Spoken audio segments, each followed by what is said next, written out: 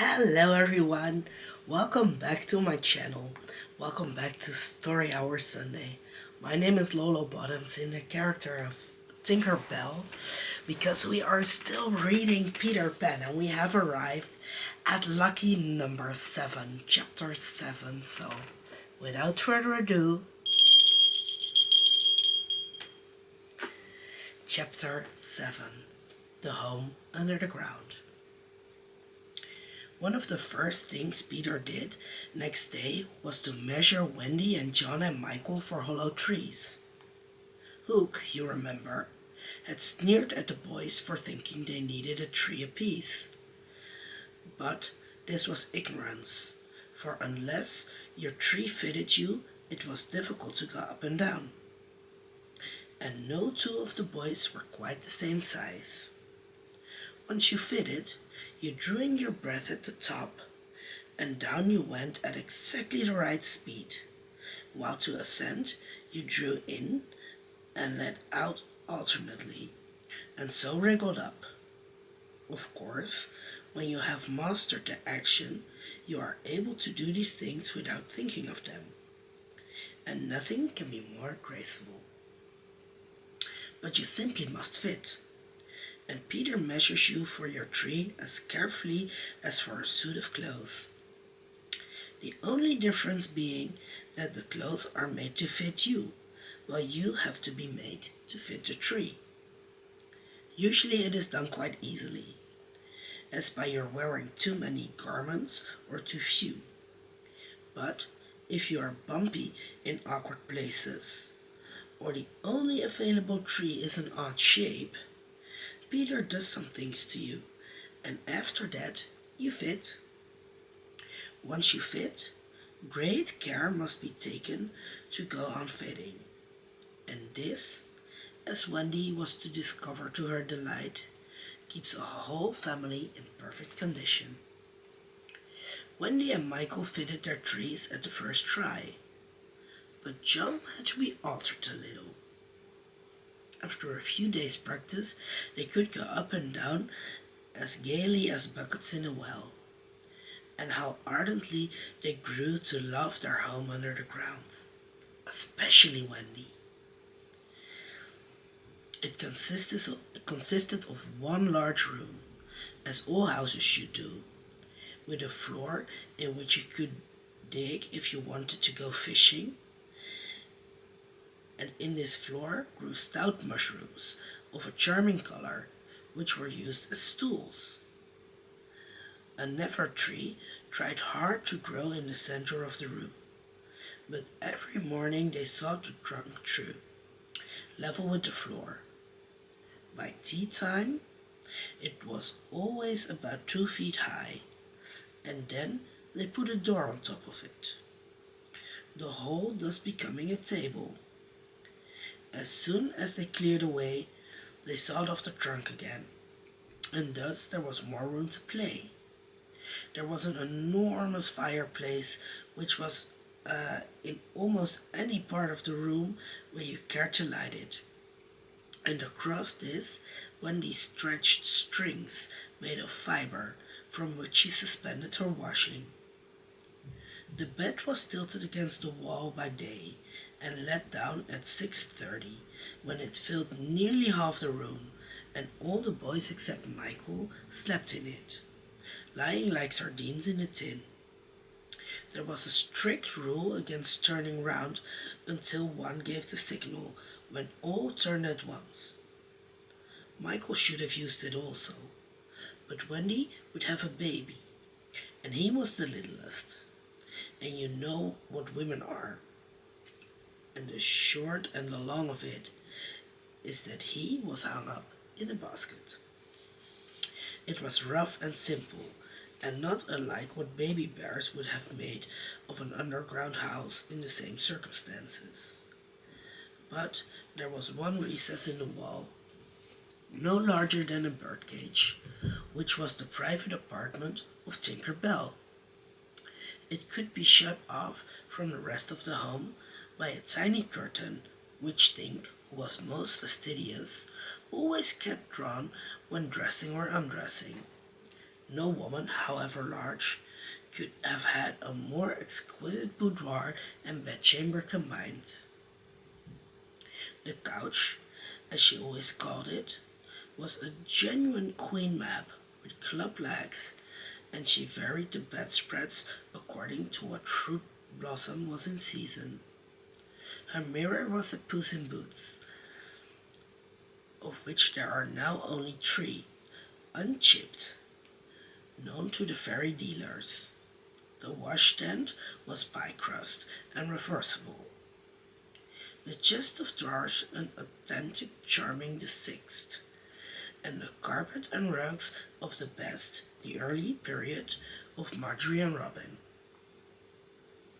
There was a chandelier from Tiddlywinks for the look of the thing, but of course she lit the residence herself. Tink was very contemptuous of the rest of the house, as indeed was perhaps inevitable, and her chamber, though beautiful, looked rather conceited, having the appearance of a nose permanently turned up. I suppose it was all especially entrancing to Wendy, because those rampageous boys of hers gave her so much to do. Really, there were whole weeks when, except perhaps with a stocking in the evening, she was never above ground. The cooking, I can tell you, kept her nose to the pot. Their chief food was roasted breadfruit, yams, coconuts, baked pig, mommy apples, chaparrals, and bananas, washed down with calabashes of popo, but you never exactly knew whether there would be a real meal or just a make-believe. It all depended upon Peter's whim. He could eat, really eat, if it was part of a game, but he could not starch just to feel stodgy, which is what most children like better than anything else. The next best thing being to talk about it. Make-believe was so real to him that during a meal of it, you could see him getting rounder. Of course, it was trying, but you simply had to follow his lead. And if you could prove to him that you are getting loose for your tree, he let you starch. Wendy's favorite time for sewing and darning was after they had all gone to bed. Then, as she expressed it, she had a breathing time for herself, and she occupied it in making new things for them and putting double pieces on the knees, for they were almost frightfully hard on their knees. When she sat down to a basket full of their stockings, every heel with a hole in it, she would fling up her arms and exclaim, "Oh dear, I am sure I sometimes think spinsters are to be envied." Her face beamed when she exclaimed this. You remember about her pet wolf. Well, it very soon discovered that she had come to the island, and it found her out, and they just ran into each other's arms.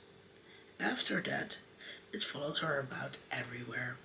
As time wore on, did she think much about the beloved parents she had left behind her?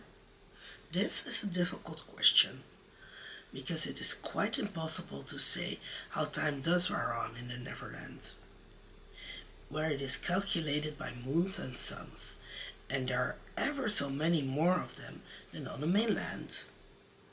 But I am afraid that Wendy did not really worry about her father and mother. She was absolutely confident that they would always keep the window open for her to fly back by, and this gave her complete ease of mind. What did disturb her at times was that John remembered his parents vaguely only, as people he had once known, while Michael was quite willing to believe that she was really his mother. These things scared her a little, and nobly anxious to do her duty, she tried to fix the old life in their minds by setting them examination papers on it, as like as possible to the ones she used to do at school. The other boys thought this awfully interesting and insisted on joining, and they made slates for themselves and sat round the table, writing and thinking hard about the questions she had written on another slate and passed round. They were the most ordinary questions. What was the color of mother's eyes? Which was taller, father or mother? Was mother blonde or brunette? Answer all three questions if possible. A. Write an essay of not less than 40 words on how I spent my last holidays, or the characters of father and mother compared. Only one of these to be attempted, or 1. Describe mother's laugh. 2. Describe father's laugh. 3. Describe mother's party dress. 4. Describe the kennel and its inmates. They were just everyday questions like these, and when you could not answer them, you were told to make a cross, and it was really dreadful what a number of crosses even John made. Of course, the only boy who replied to every question was Slightly, and no one could have been more hopeful of coming out first. But his answers were perfectly ridiculous, and he really came out last. A melancholy thing. Peter did not compete. For one thing, he despised all mothers except Wendy.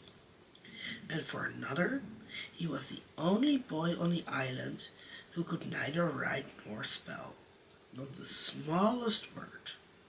He was above all that sort of thing. By the way, the questions were all written in the past tense. What was the color of mother's eyes, and so on. Wendy, you see, had been forgetting too. Adventures, of course, as we shall see, were of daily occurrence. But about this time, Peter invented, with Wendy's help, a new game that fascinated him enormously, until he suddenly had no more interest in it, which, as you have been told, was what always happened with his games. It consisted in pretending not to have adventures, in doing the sort of thing that John and Michael had been doing all their lives. Sitting on stools, flinging balls in the air, pushing each other, going out for walks and coming back without having killed so much as a grizzly. To see Peter doing nothing on a stool was a great sight. He could not help looking solemn at such times. To sit still seemed to him such a comic thing to do. He boasted that he had gone a walk for the good of his health. For several sons, these were the most novel of all adventures to him. And John and Michael had to pretend to be delighted also. Otherwise, he would have treated them severely.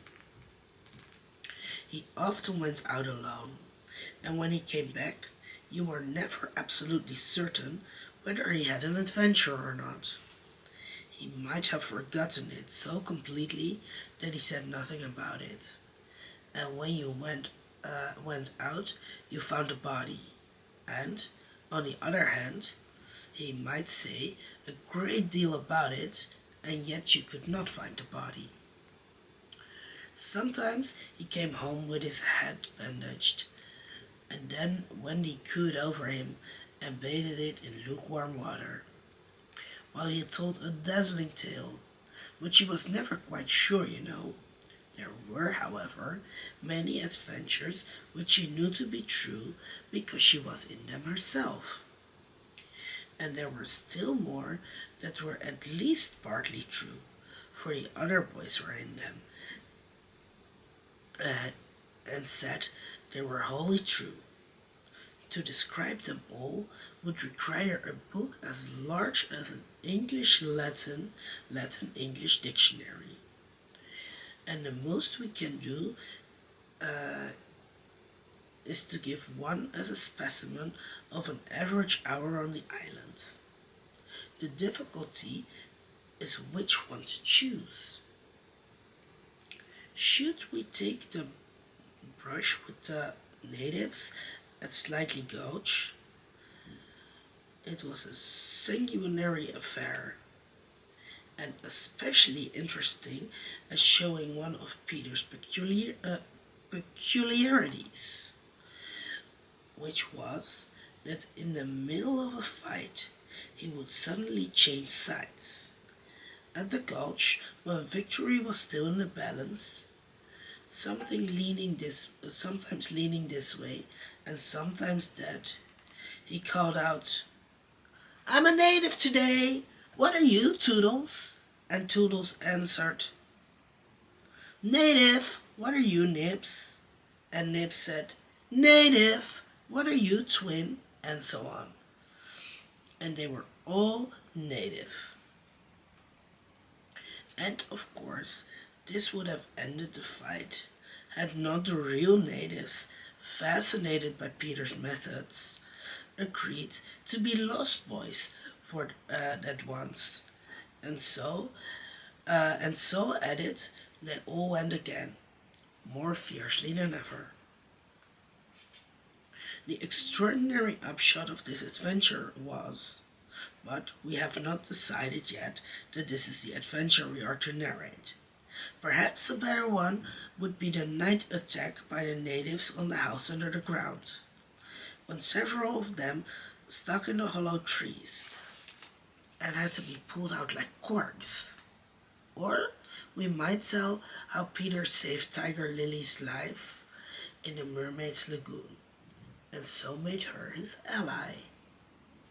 Or we could tell of that cake the pirates cooked, so that the boys might eat it and perish, and how they placed it in one cunning spot after another, but always Wendy snatched it from the hands of her children, so that in time it lost its succulence, and became as hard as a stone, and was used as a missile, and Hook fell over it in the dark. Or suppose we tell of the birds that were Peter's friends, particularly of the never bird that built in a tree overhanging the lagoon, and how the nest fell into the water, and still the bird sat on her eggs, and Peter gave orders that she was not to be disturbed. That is a pretty story, and the end shows how grateful a bird can be. But if we tell it, we must also tell the whole adventure of the lagoon, which would of course be telling two adventures rather than just one. A shorter adventure, and quite as exciting, was Tinkerbell's attempt, with the help of some street fairies, to have the sleeping Wendy conveyed on a great floating leaf to the mainland. Fortunately, the leaf gave way, and Wendy woke, thinking it was bath time, and swam back. Or again, we might choose Peter's defiance of the lions when he drew a circle round him on the ground with an arrow and defied them to cross it. And though he waited for hours, with the other boys and Wendy looking on breathlessly from trees, not one of them dared to accept his challenge. Which of these adventures shall we choose? The best way will be to toss for it. I have tossed, and the lagoon has won. This almost makes one wish that the gulch or the cake or Tink's leaf had won. Of course, I could do it again, and make it best out of three. However, perhaps fairest to stick to the lagoon. Now, this was chapter 7. Thank you for listening and thank you for watching. Give this video a thumbs up if you liked it. Subscribe to the channel not to miss nothing of the story nor my other videos. And make sure to come back next week for the following chapter with a different character again. As always, until next time. Bye.